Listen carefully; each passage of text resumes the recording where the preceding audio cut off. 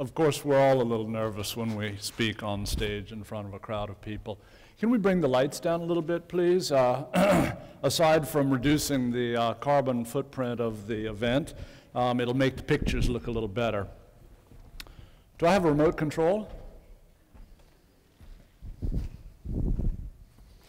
Don't take this out of my time now. Thank you. I have a little bit of a confession to make. The remote control's not working.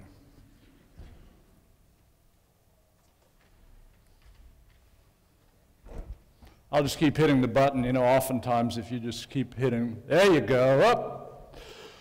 You weren't supposed to see that yet. My confession is that I'm the world's worst dinner guest.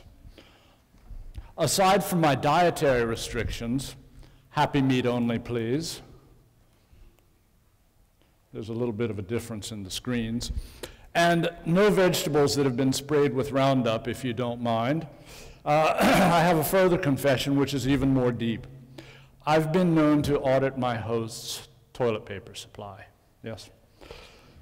But, you know, once you've seen an old-growth forests cut down to make so that we can wipe ourselves, it really makes you think twice about, okay, what kind of toilet paper am I going to buy? Similarly, I've been known to walk around my host's house and turn off the lights. But once you've seen a mountain in West Virginia chopped down, and they're only getting 6% of the coal, can you imagine chopping down a mountain to get 6% of the coal that's buried there? Then you really think twice about how we power our lights. And this idea of the hidden costs of goods sold, which are really present in every good or service that we buy, has become more and more to shape the way I personally do things. I turn off every light I can get my hands off.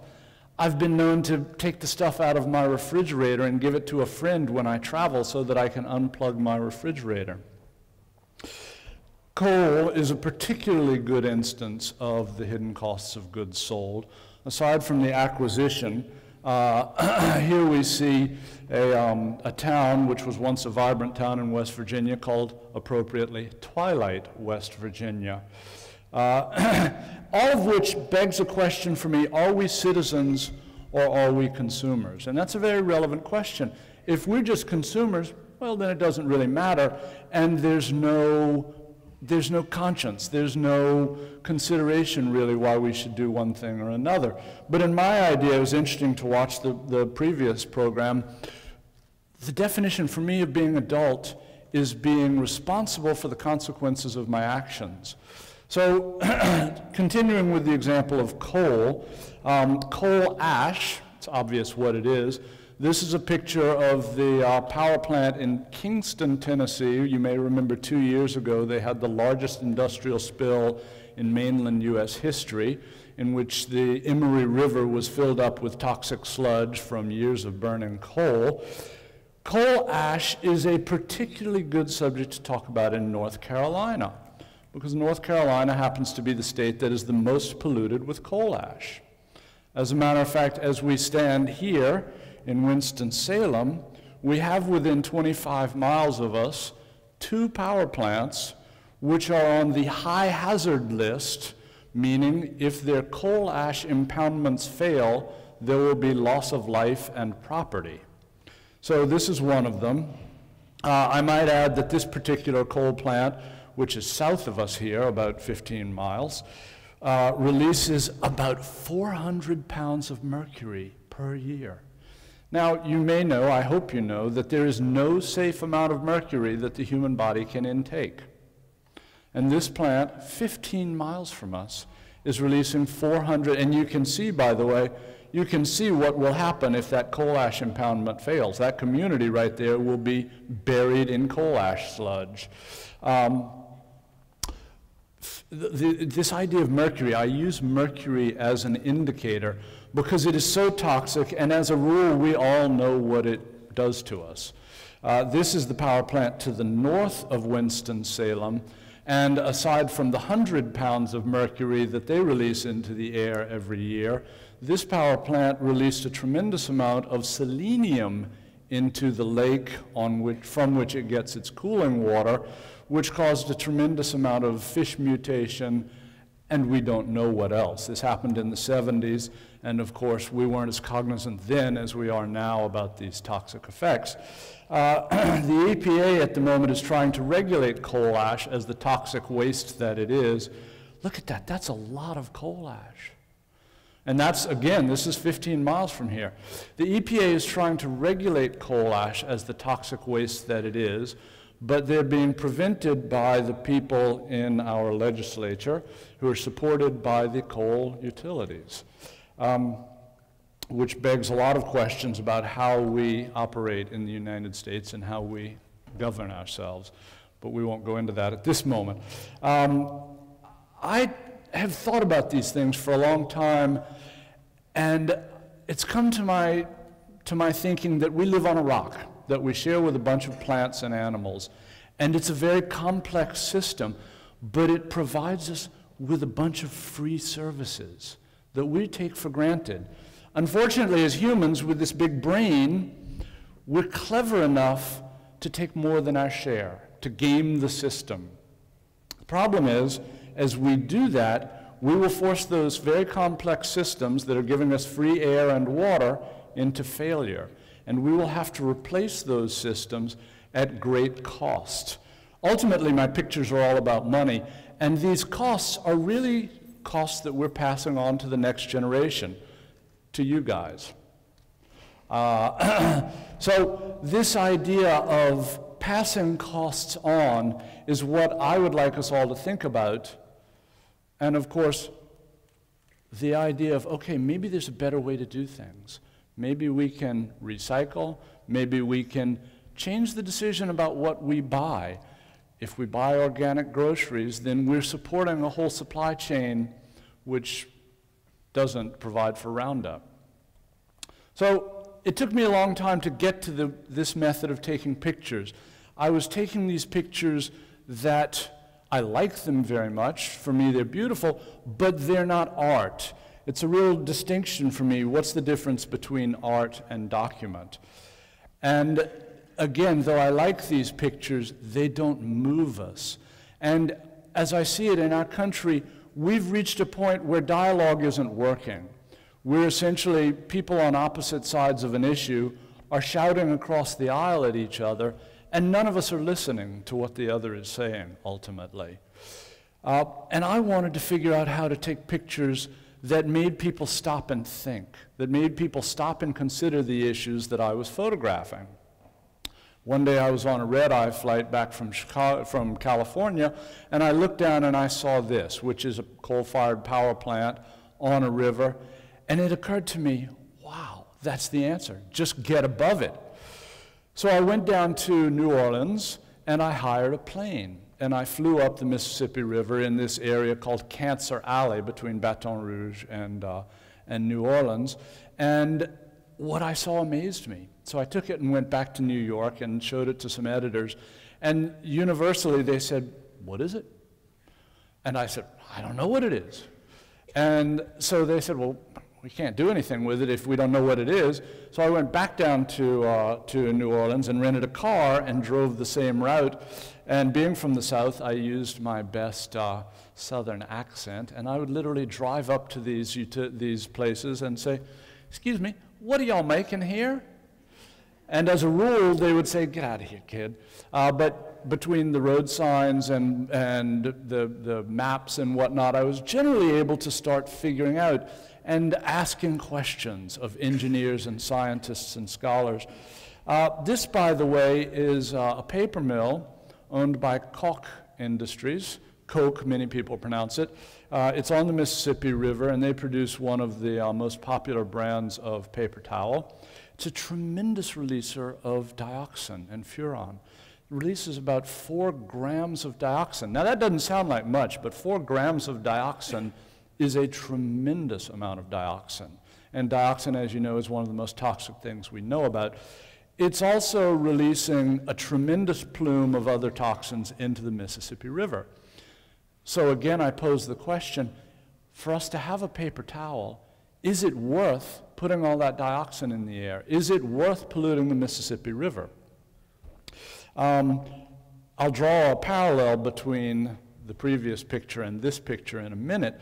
This is a picture of the Mackenzie River Delta, which is in northern Alberta. You can see it here. This is where the tar sands are located. There's a good possibility you haven't heard about the tar sands, but we're already getting 10% or more of our gasoline from the tar sands.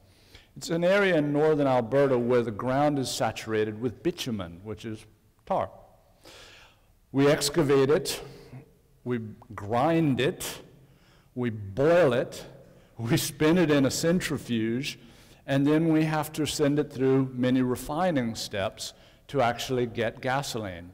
You can see here, this is one of the refineries, and you can see the mountain of sulfur waste that's released in this process.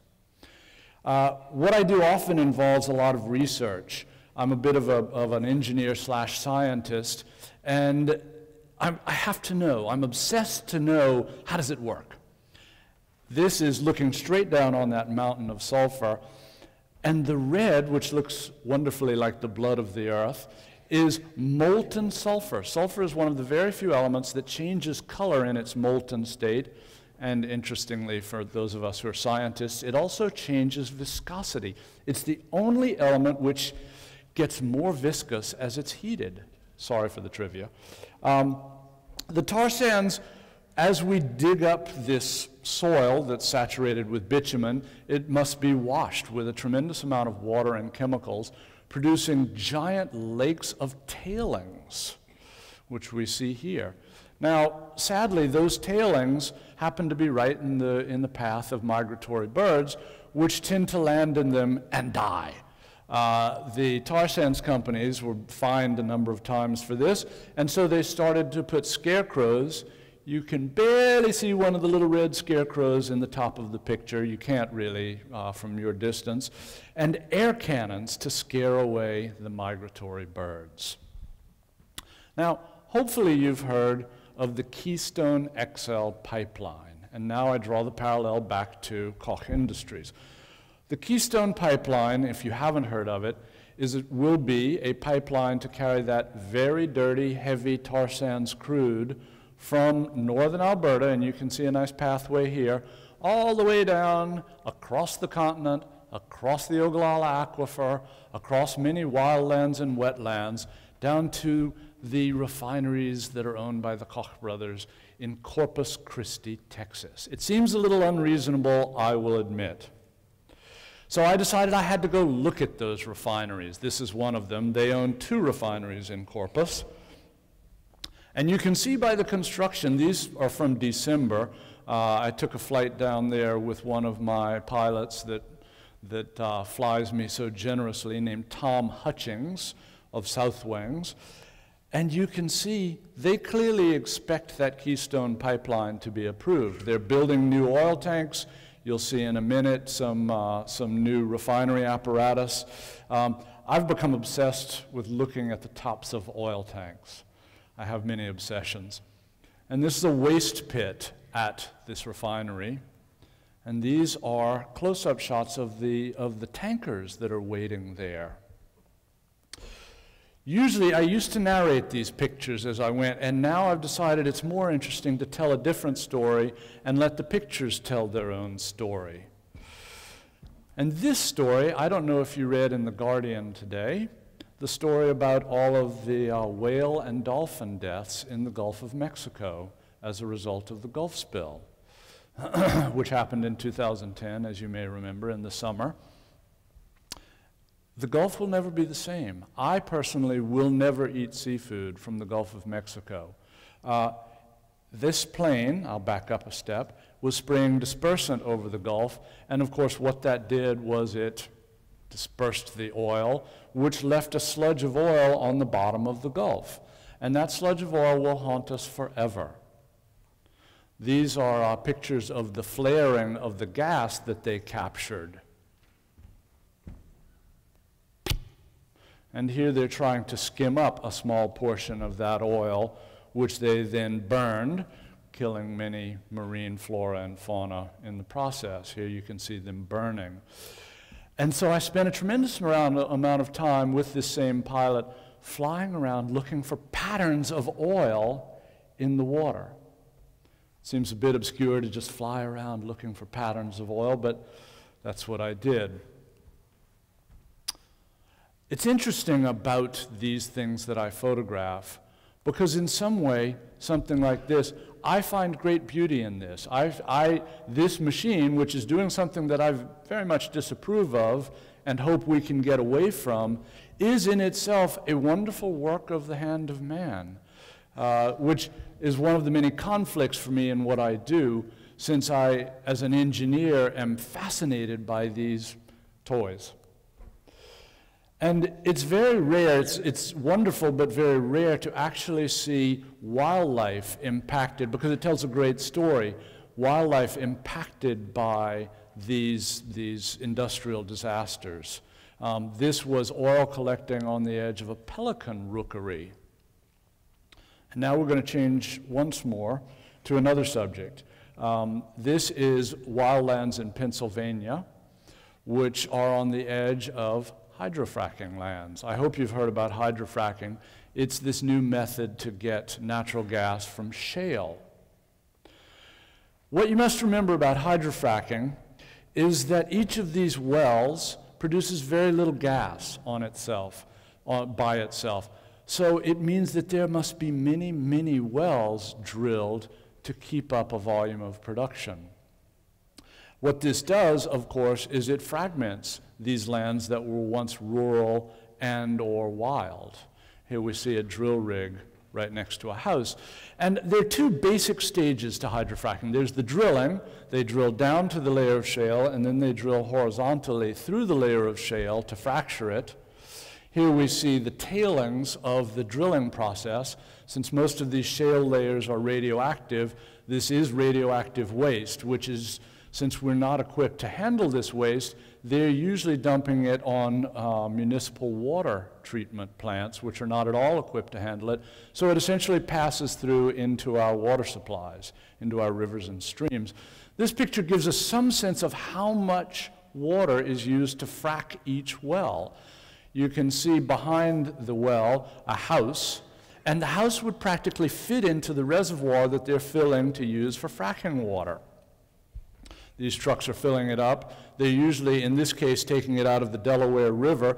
The number of leases that have been signed in New York State, which is still considering fracking, the number of leases that have been signed in New York State will use more water than the flow of the Delaware River. So after a well is drilled, the drilling team goes away and the fracking team comes in, which is what we see here, and all of those compressor trucks are pressurizing that system to fracture the layer of shale below. Now, as you might imagine, with all of that pressure, accidents happen frequently, and since very often these are near water supplies, if that system breaks, if that manifold pops off of there, all of that toxic fracking liquid will go into that wetland. This is a flare at a fracking site where there had been an accident just several days before. This is totally unrelated to the other pictures. This is one of my favorite pictures, and again, it's about art. This reminds me of the wonderful sculptor and painter Giacometti, but it speaks to me about the alienation of people from the production process. And so in closing, I'd like to first thank the people that helped me make these pictures, the pilots and the environmental groups, and ask us all to consider the consequences of the things we buy. Thank you very much.